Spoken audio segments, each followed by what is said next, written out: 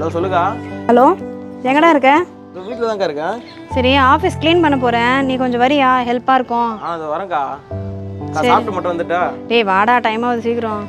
சரிக்கா அக்கா. வாடா வாடா, வந்துட்டியா? வாடா, இதெல்லாம் எடுத்து அந்த ரூமில் போடணும்டா. சரி புரியா?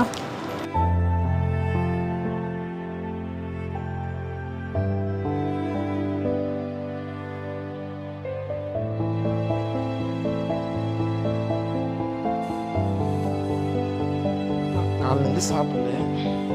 வேற எடுக்குது.